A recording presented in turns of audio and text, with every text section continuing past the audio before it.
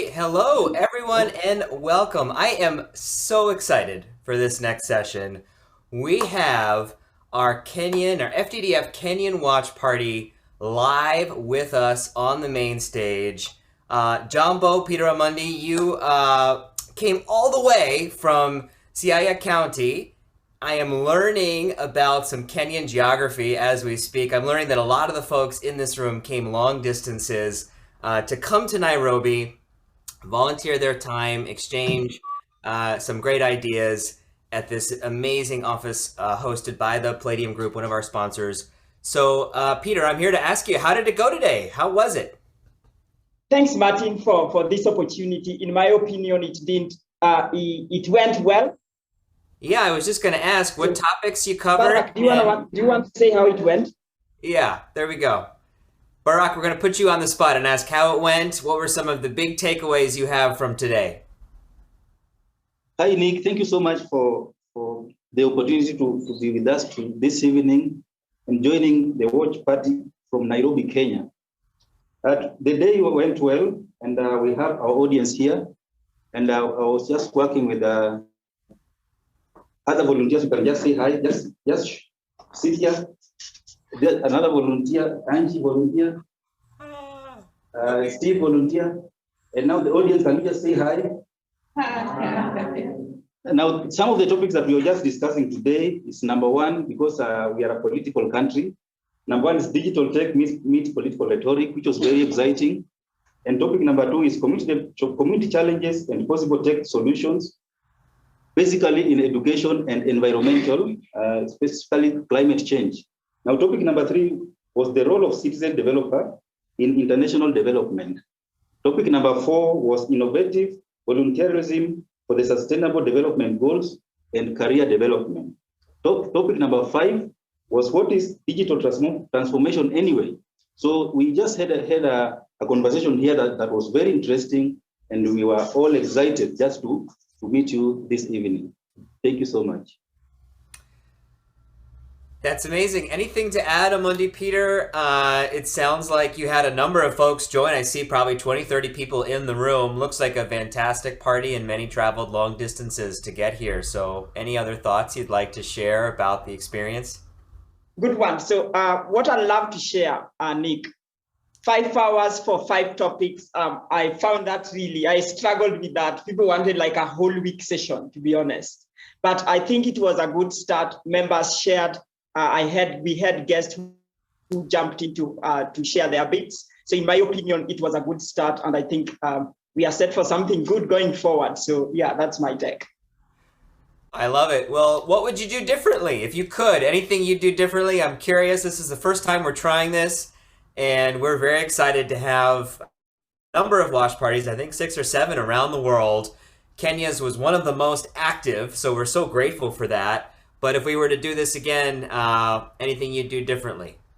Yeah, just a quick one. Somebody speaking at the back. He's saying, he's one of the partners, the dial. He's saying the time. So he's saying a bit about the time. So if we could extend more time, and you can imagine we only had 5 hours, but we were to do like 2 hours. So the timing, if we could stretch the time so that we can have more engagements and something like that. Maybe I can give somebody a chance to say that's just mine. So anyone with something that would love to do differently next time, probably Elizabeth. If you were to say something that you would do differently from a participant point of view, what would you say?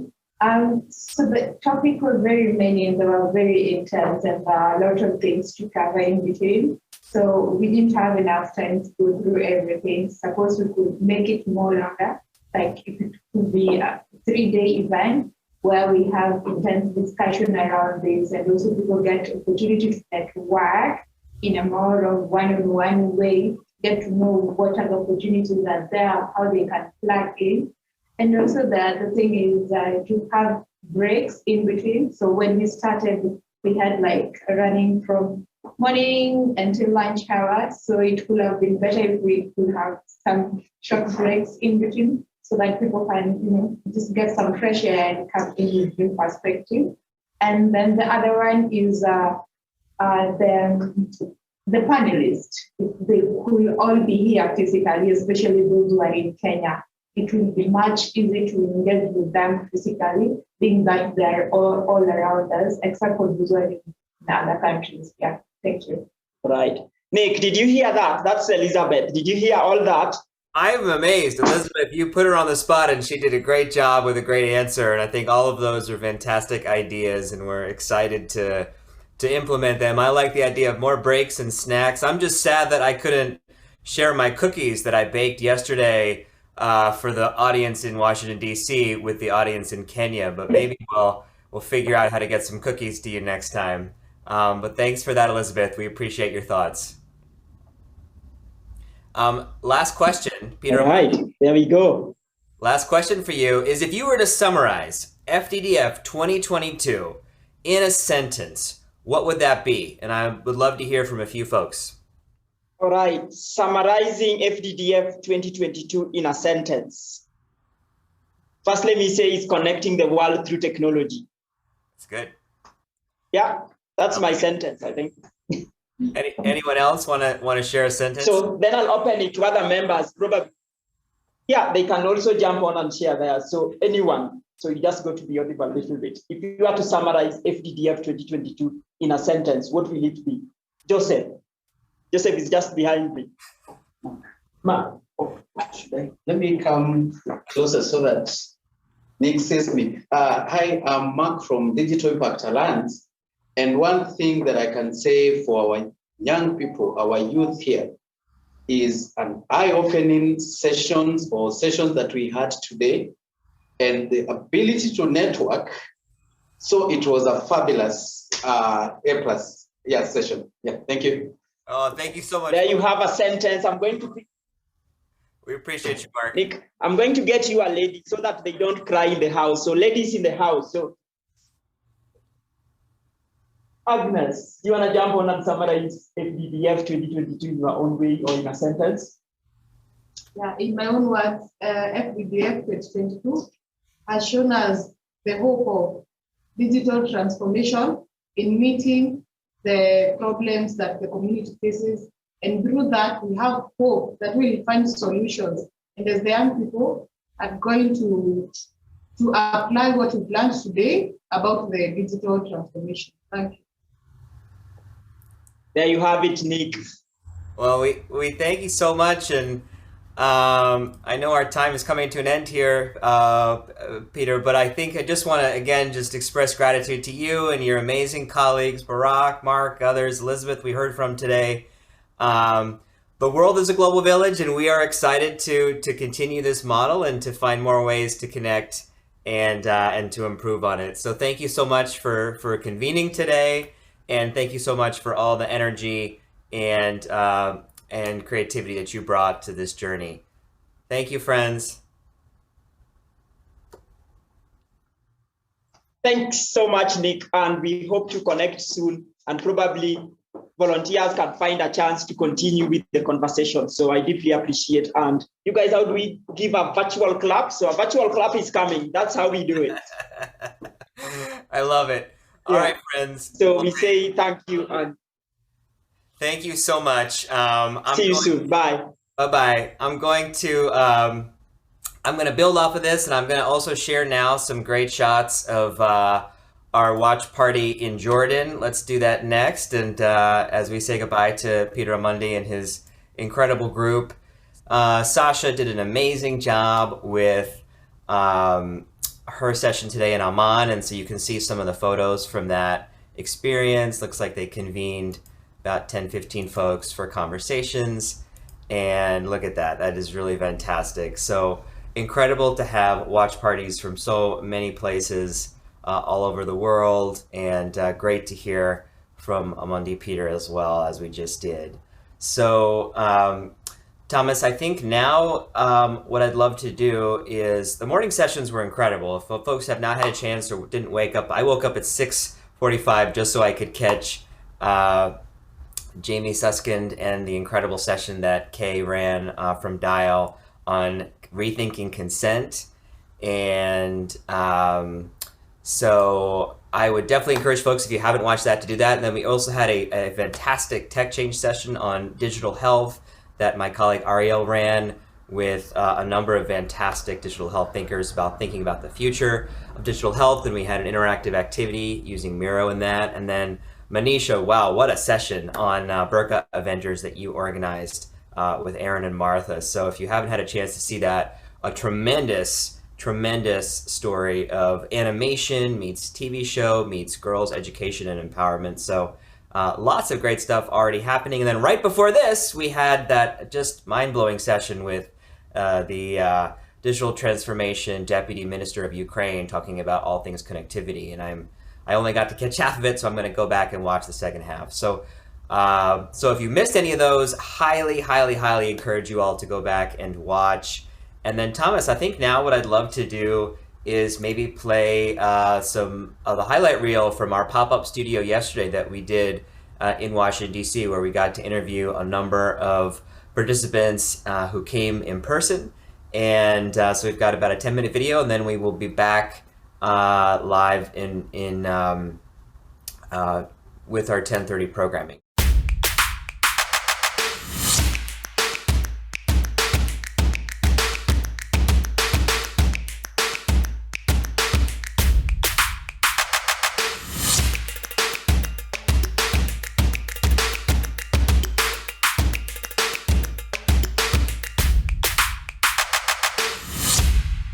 Hello and welcome to the FDDF pop-up studio. We are so excited for you all to be joining us live. We are here at this beautiful venue, Capital Turnaround, talking to attendees who are here about their work, the things that inspire them, that they're passionate about. And Rula, we are going to start with you.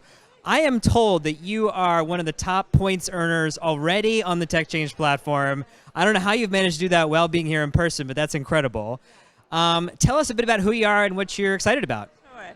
So I'm Rula. I'm the president of a company called EcoDeet. We do environmental consulting work, working in the energy, water, environment, and governance sectors, primarily for USAID. And I am a big fan of the Tech Change platform and know how to navigate it well. So I think that's a tribute. You can attribute my points to that. So Rula, I asked folks in the audience where they were on the spectrum of skeptical to enthusiastic about frontier tech. Where do you and maybe EcoDeet see yourselves? yeah. So we're definitely more of an enthusiast on that spectrum, but I don't know after this, today's sessions if I will have the same opinion. Alex, please explain to me the current state of technology and the advances that have been made since my day, and the importance of those advances. That's a lot. In 1 minute. In 1 minute. I think, the most dramatic thing has been just huge amounts of data and knowledge with connectivity that has empowered everyone to do anything. And I think that is kind of the short message of it. You add computing power and the exponential increase of computing power, the exponential increase in connectivity, the accessibility of technology that has allowed us to do things that we couldn't even imagine before, right? And the great example is that of, you now have in your pocket more computing power than President Clinton did at the beginning of his administration. You may not know him, but he was a president. So what brings you here today? Well, I work for UNICEF's Venture Funds team, and I'm really here to speak about crypto and what we're doing at UNICEF with cryptocurrency. Fantastic. Is there anything that you have learned so far today? Well, there's a lot of excitement, a lot of anticipation, as well as a lot of interest in how different agencies, how international organizations, as well as the private sector, public sector are working and expanding their work in the space of blockchain and the space of frontier technologies, as well as crypto. That's exciting. Anything that you are still eager to learn about that might be answered at this conference? Well, yes, definitely. I'm very, very interested in some of the sessions on carbon credits. There's another one, I think, on feminism and AI, which sounds very good. I work with the Venture Fund team, and our focus really is to invest in frontier technology startups. But when we're doing that, we also look at ensuring that we're driving venture capital to countries as well as people who don't see enough such funding. And when I say that, it also means female entrepreneurs and women leaders and female founders. You wrote this book. You spent all this time researching technology and the horizons. Did that leave you net skeptical or net enthusiastic? Where do you land on that spectrum? I definitely have a healthy dose of skepticism, but I will always, usually default to optimism. And so I'm really excited about trends to really center communities more, to really rethink how we do funding for responsible tech and frontier tech, and to really put the way communities use and develop technology around their needs at the forefront rather than leading with the technology. Anything else you're hoping we talk about today that maybe hasn't been mentioned yet in the long conversation or the earlier sessions? Things that are on your mind related to frontier tech? I am really hoping that we have some conversations about what it means to sustain this work, not just in terms of the technology that we deliver and the products that we deliver, which are really important, but also in caring for the people who are doing this work and the people who are affected by this work. What are we doing to take care of ourselves to make sure that those of us who are doing this work can actually do it for years to come? What you are most excited about with respect to the wonderful world of frontier tech. I know you have some exciting projects you're working on at DAI. Yeah. Do you want me to hold the mic? Or? You want to hold the All right. mic, Maybe. Yeah. Well, thank you. Yeah. One of the things I think we were discussing this earlier. I'm only interested in frontier tech when they actually collide with developing country issues and the kind of topics that we care about as an industry. I'm not the one to buy the latest gadget or get too enamored of a particular technology. To that point, one of the things that we've done at DAI is try and release our own research on topics that we think are going to be on the frontiers of this intersection between technology and development sector issues. We have a couple of papers coming up on those topics. One of those topics is around AI transparency. AI transparency we know is a major area of sort of concern to lots of folks. What we're trying to develop is a framework, a rights-based framework to help public policy. That's cool. Yeah, public policymakers get ahead of those issues, develop policies that can help them identify when human rights violations are likely to happen as they deploy more and more technology, AI technology in public service delivery. We know that that's exciting, but we also know it poses a lot of risks. So we're working with the Inter-American Development Bank to release a paper with that framework. Hi, everyone. I'm Sarah Orton-Vipond. I'm the Director of Engagement and Partnerships with Development Gateway. Okay. Sarah, I'm going to ask you, what are some emerging tech trends that you're noticing, that you're excited about with respect to frontier tech or emerging tech? Yeah. So am I looking at you? I would rather look at you. Look at me. Okay, cool. Wonderful friends at home. Whatever makes you comfortable. Thank you. So I think, we hear the same thing over and over. There's a new product. There's tech coming up. I'm hearing a lot of emerging topics happening. Yeah. I'm still really interested in the idea of data or of user-centered design, which is not emerging. However, but let's talk about user-enabled development, digital development, user-enabled. What does it mean when we're actually not just thinking about how people are interfacing with our products, but instead how our products are actually helping people, how we need people to use our products or to do things differently. Thanks for joining us virtually. Sorry you can't be in this really beautiful space, honestly. It's been really impressive.